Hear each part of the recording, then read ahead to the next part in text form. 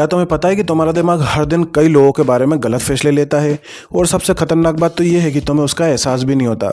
तुम किसी को सिर्फ उसकी स्माइल देखकर अच्छा इंसान मान लेते हो, किसी के कॉन्फिडेंस को देखकर उसे ट्रस्टवर्दी समझ लेते हो, और फिर किसी के शांत स्वभाव को देखकर ऐसा एज्यूम कर लेते हो कि वो तुम्हें कभी नुकसान पहुंचा ही नहीं सकता। लेकिन रियलिटी इससे बिल्कुल अलग होती है। जरा इमेजिन करो कि तुम्हारे सामने 4 लोगों की फोटो रखी है और सिर्फ 5 सेकंड मिलते हैं तुम्हें ये बताने के लिए कि इनमें से कौन सा खतरनाक इंसान है। ज्यादातर लोग उस इंसान को चूज करेंगे जो सस्पिशियस दिखेगा, लेकिन हिस्ट्री हमें से बार बार यही सिखाती है कि सबसे डेंजरस लोग अक्सर सबसे नॉर्मल दिखाई देते हैं।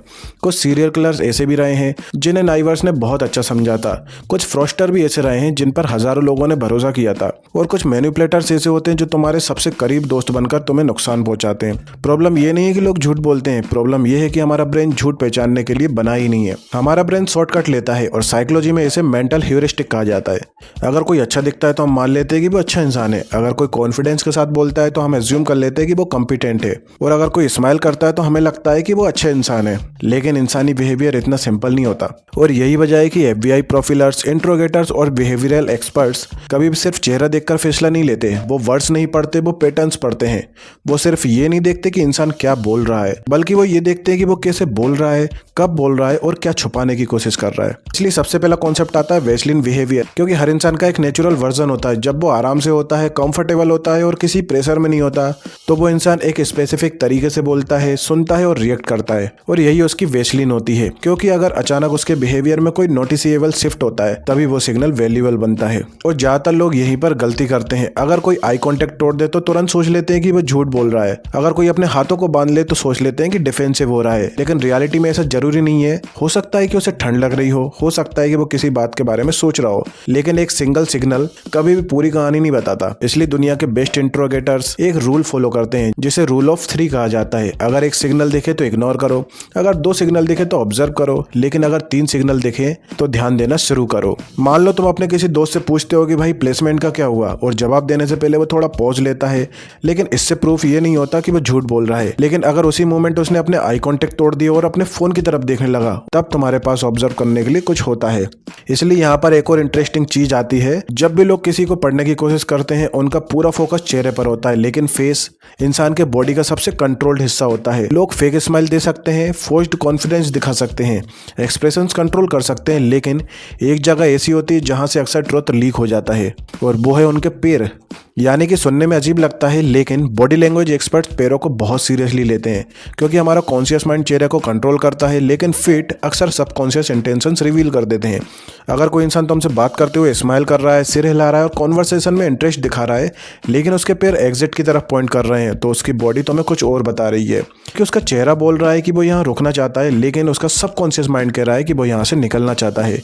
और इसी तरह जब कोई लगातार अपने पैर हिलाता रहता है, या एंजाइटी, इम्पेशेंस और नर्वस एनर्जी का सिग्नल होता है। जब कोई अपने पैरों को टाइटली लॉक कर लेता है, तो कई बार वो खुद को इमोशनली होल्ड कर रहा होता है। और जब कोई अचानक अपने पैर पीछे कर लेता है, तो यह डिस्कम्फर्ट और विड्रॉल का संकेत होता है। लेकिन याद रखना, यहाँ भी वही रूल लागू होता है, never trust a single signal. इसलिए अब बात करते हैं वर्ड्स की। कई लोग बॉडी लैंग्वेज को कंट्रोल करना सीख जाते हैं, लेकिन उनके वर्ड्स उन्हें विट्रे कर देते हैं। तुमने नोटिस किया है कि कुछ लोग सिंपल क्वेश्चन का अननेसेसरी लॉन्ग आंसर देते हैं। फॉर एग्जाम्पल, अगर तुम किसी से पूछते हो कि कल पार्टी में तुम क्यों नहीं आए, अगर वो सच बोलेगा तो वो ये बोल सकता है कि यार काम में फंस गया था। लेकिन अगर कोई बोले यार एक्चुअली ऑफिस में मीटिंग थी, फिर ट्रैफिक बहुत था, फिर घर पहुंचने में देरी हो गई, और फिर दोस्तों वगैरह से बात होने लगी, इसलिए आने में लेट हो गया, तो यहाँ कुछ इंटरेस्टिंग हो रहा है। क्योंकि साइकोलॉजी में इसे ओवर एक्सप्लेनिंग कहते हैं। जब किसी इंसान को अपने जवाब पर पूरा कॉन्फिडेंस नहीं होता, तो वो डिटेल्स दिखाकर बातों को घुमाता है। उसे लगता है कि ज्यादा इन्फॉर्मेशन उसे ज्यादा बिलीवेबल बना देगी, लेकिन उसकी बातों का घुमाने वाला बिहेवियर सस्पेंस पैदा करता है। रिसर्च भी यह दिखाती है कि डिसेप्टिव कम्युनिकेशन में लोग अक्सर जरूरत से ज्यादा एक्सप्लेनेशन देते हैं, क्योंकि उनका ब्रेन साइमल्टेनियसली स्टोरी बना रहा होता है और उसे बिलीवेबल बनाने की कोशिश कर रहा होता है। इसलिए अब आखिरी और शायद सबसे पावरफुल स्किल है साइलेंस। ज्यादातर लोग साइलेंस से अनकंफर्टेबल होते हैं। उन्हें लगता है कि अगर कॉन्वर्सेशन में कुछ सेकंड की चुप्पी आ गई तो कुछ गलत हो गया, इसलिए वो तुरंत कुछ ना कुछ बोलने लगते हैं। लेकिन जो स्किल्ड ऑब्जर्वर होते हैं वो साइलेंस से भागते नहीं है, वो उसको इस्तेमाल करते हैं।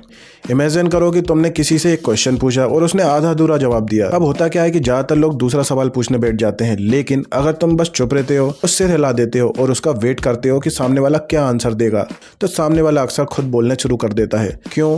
क्योंकि साइलेंस प्रेशर क्रिएट करता है, क्योंकि हमारा जो ह्यूमन ब्रेन होता है वो अनसर्टेनिटी और ऑकवर्ड पॉज को पसंद नहीं करता, इसलिए सामने वाला उस गैप को फिल करने की कोशिश करता है और इसी प्रोसेस में वो तुम्हें और ज्यादा इन्फॉर्मेशन देता है। यही वजह है कि एक्सपीरियंस नेगोशिएटर्स, थेरेपिस्ट, इंट्रोगेटर्स और साइकोलॉजिस्ट साइलेंस को वीपन की तरह यूज करते हैं।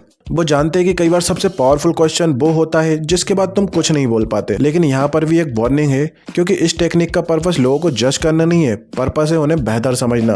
क्योंकि हर इंसान कुछ ना कुछ छुपा रहा होता है और जरूरी नहीं कि वो झूठ बोल रहा हो सकता है कि वो उसकी इनसिक्योरिटी हो, कोई फियर हो, कोई पेन हो जिसके बारे में उसने कभी किसी से बात नहीं की। इसलिए अगली बार जब तुम किसी से बात करो, सिर्फ उसके वर्ड्स मत सुनो, उसकी वैसलीन ऑब्जर्व करो, उसके सिग्नल्स नोटिस करो, उसके पोज को समझो और उसकी साइलेंस को सुनो। क्योंकि लोग हमेशा अपने शब्दों से सच नहीं बताते, लेकिन उनका बिहेवियर अक्सर सच बता देता है। एक बार जब तुमने लोगों को पढ़ना सीख लिया तो दुनिया तुम्हें बिल्कुल अलग दिखाई देगी।